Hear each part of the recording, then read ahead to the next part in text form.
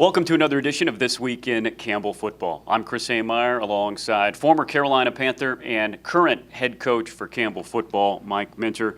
And coach, a tough loss, a close loss down at FCS Scholarship Program Presbyterian over the weekend. Your takeaways from that game?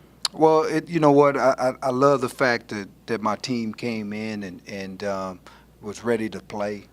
We talked all week long about throwing the first punch and jumping on top of these guys, and I thought we did that. Offense went down. Even though we wasn't able to get 7 points, we was able to get 3, so we up 3-0. And one of the biggest emphasis that we've been making is once the offense give us that lead, defense focus in and don't give it right back, and we didn't do that. And so we stopped them 3 and out a couple times, and then, you know, got in the second quarter, they started doing something that we've never seen them do, and that went to the triple option. And the triple option is a very difficult offense, as we know, for a week to prepare. Now you're doing it within the game, and so that was tough to deal with. And I thought their coaching staff, did a great job of switching to that because they had 2 running backs that was really, really capable of hurting you, and then they also had a quarterback that was able to run the football, and so it makes sense to go to that. I feel kind of, good that they used it against us, that they felt like they had to use it against us, and so that was good. So the first half and that second quarter became something that was knocking us off, right? So they scored 21 points. 3 touchdowns in 1 quarter. Now it's 21-3. Now what do you do with that? How do you bounce back from that? And so that first half was very, very difficult. And so I credit my defensive staff. I credit my offensive staff because what they did is they put a game plan together to come out and win the second half. Really wasn't about anything else. It was about, competition. Can you compete? Can you get it done when you're down 21-3? And those guys did that, and so I'm proud of the fact that they competed and they came back. Your defense limits Presbyterian to under 100 total yards in the second half, and your offense really caught fire. Daniel Smith, the redshirt freshman, as the QB, really showed you things. He passed for 186 yards, and with his legs, over 100 yards. Listen, Daniel Smith is a guy that we have a lot of confidence in. Anthony beat him out in camp, but we felt like he could start also, and so for him to come in didn't stop anything. We kept the play calling going, and then he just did what he naturally does, and that's go out there and compete at a high level. Give us energy from a quarterback position, running over linebackers. Throwing the football up to Brian Bailey, who had a heck of a football game too, over 123 yards receiving, a couple touchdowns. That's big time when you have your big-time receiver out. You got to have the next man step up and make big plays, and he did that. But again, it all started with 11. And his intensity and his focus and his will and desire to move the football for us showed us a lot in that second half. And so, we're excited about what he's going to do this week. You talked about some of the great receiving core that you have developed, and so many great receivers. One of them is sophomore Zach Roderick, and we're going to show you a little bit about a new series we've been doing on GoCamels.com called Get to Know Your Camels. Here's Zach. Zach Roderick, true sophomore, wide receiver, Fredericksburg, Virginia. I started playing football when I was little, about 7 years old, strictly just backyard football with my brother. He used to abuse me, honestly. He used to throw the ball in my head, everything, so I had no choice to get my hands right. And ever since then, I just fell in love with the sport and, just started working towards it. It started paying off, got me to places that I wanted to be.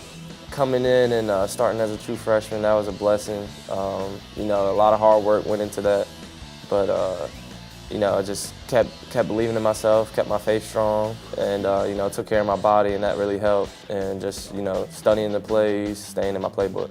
Block and Trey, those were like the first 2 people that I met when I came here, and Coach Morris and Coach Mint, they all showed love, and they did a good job of drawing me in here, and I don't regret anything coming here. Hobbies outside of football, I like to go fishing. I like to watch TV, Game of Thrones definitely.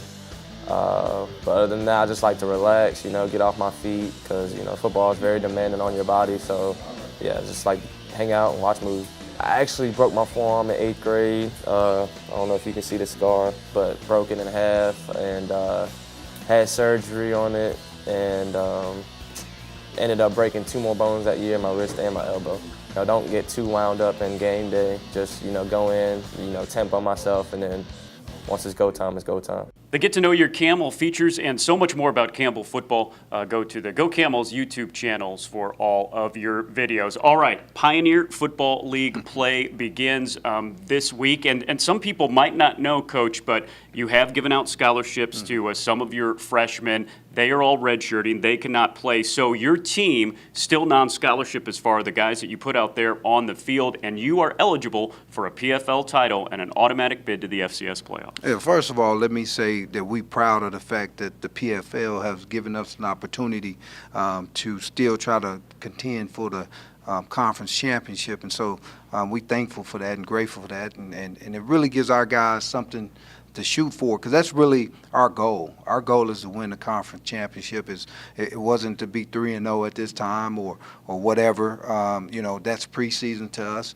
That's help us get prepared for this tough conference schedule. Everybody in the PFL, pretty much you shake them up and let's see who's going to come out today on top. Last year, San Diego was head and shoulders above everybody else, and you got to see that because one of their players got a big-time 88-yard return for a touchdown this past weekend in the NFL. So they had talent.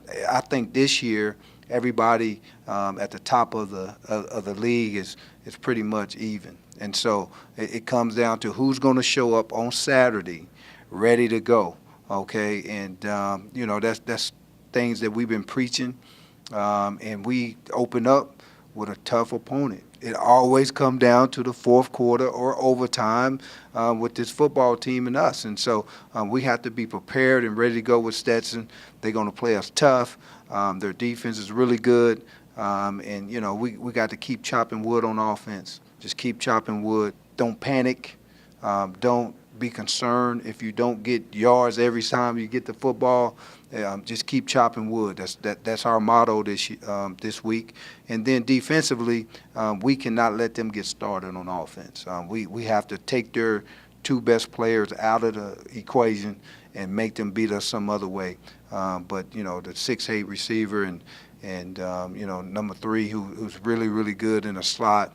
He has some speed. They try to throw the ball down the field with him, and so we got to be, mindful of where he's at all times. And then thirdly, on defense, we got to stop the run. We cannot let the run get going. We can't let the quarterback escape and get some yards on his with his legs. And so, it's a great start. It's a great opponent, and we're going down there. So the great thing is that. The opposing team, the visiting team, has always won. So hopefully we can keep that trend going. Campbell will try to keep the trend going at Stetson from DeLand, Florida. It comes up this Saturday at 4 p.m. The game will be on ESPN3, and we'll also give you live radio play-by-play on 88.3 FM with links at gocamels.com. For head coach Mike Minner, I'm Chris Samar saying so long, and we'll talk to you next week on This Week in Campbell Football.